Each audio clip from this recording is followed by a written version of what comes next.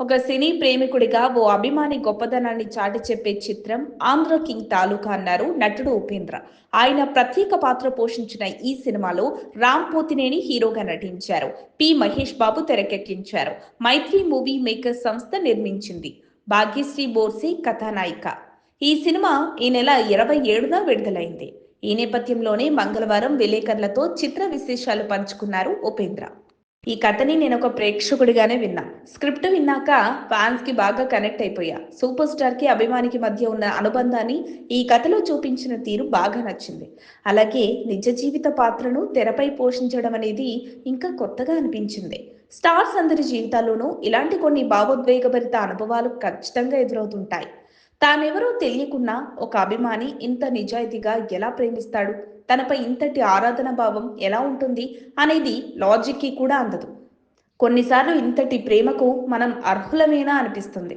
అలాంటి అంశాలన్నీ ఈ చిత్రంలో చూడొచ్చు. ఈ సినిమా ద్వారా నా అభిమానులకు ఒక మంచి విషయం చెప్పడానికి నాకు చక్కటి అవకాశం దొరికినట్లయింది. ఈ సినిమా ఒక అభిమాని బయోపిక్కే ఉంటుంది. దీంట్లో బలమైన భావోద్వేగాలున్నాయి. మంచి ప్రేమ కథతో పాటు ధనవంతుడికి, పేదవాడికి మధ్య ఉండే బలమైన సంఘర్షణ కనిపిస్తుంది.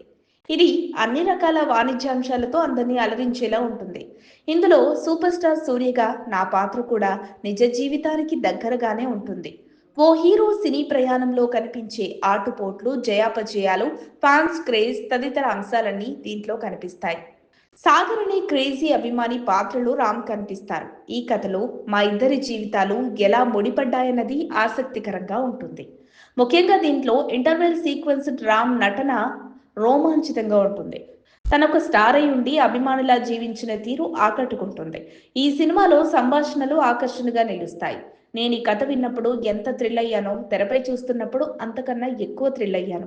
దర్శకుడు మహేష్ ఈ కథను చెప్పే దానికన్నా ఇంకా అద్భుతంగా తెరపై చూపించాడు.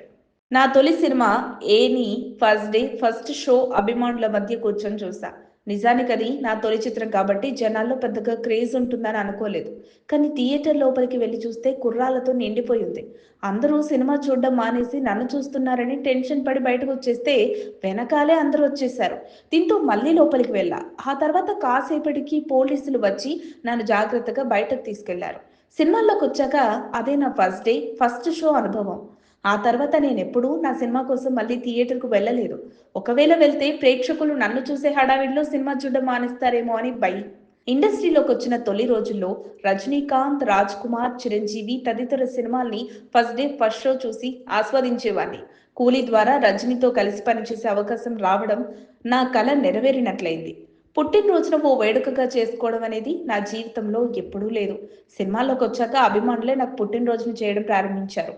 సెప్టెంబర్ 18 వచ్చిందంటే చాలు ఇంటికొచ్చి కటౌట్లు పెట్టడం, సింహాసనంపై కూర్చోబెట్టి పువ్వులతో అభిషేకం చేస్తూ వేడుక చేయడం, ఇలా ₹1,00,000 ఖర్చు పెట్టి పుట్టినరోజు చేస్తుంటారు.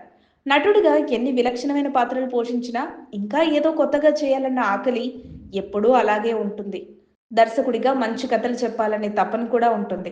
ప్రస్తుతం నేను శివరాజ్ కుమార్, రాజ్ బి శెట్టి కలిసి 45 అనే సినిమా చేశాం. అది డిసెంబర్ 25న రానుంది. తెలుగులో దర్శకత్వం చేయాలన్న ఆలోచన ఉంది. విలక్షణ నటుడు, దర్శకుడు ఉపేంద్ర నిజ జీవితంలో పోషించే పాత్రే ఈ సినిమాలో కూడా పోషించేలా ప్రేరేపించిన అంశాల గురించి నమో తన పరిశోధన ప్రారంభించింది. అయితే ఉపేంద్ర గారు సెప్టెంబర్ 18న జన్మించడం, డిగ్రీ సమయంలో నాటకాలు ప్రదర్శించే ఉపేంద్ర దూరపు బంధువైన కాశీనాథ్ దృష్టిలో పడటం ఒక మైలురాయిగా చెప్పడం, ఈ 18 సంఖ్య మరియు ఈ పేర్లలో ఉపేంద్రను ఈ స్థాయికి తేవడానికి ఏవో బలమైన కారణాలున్నాయని నమో ప్రగాఢంగా విశ్వసిస్తోంది.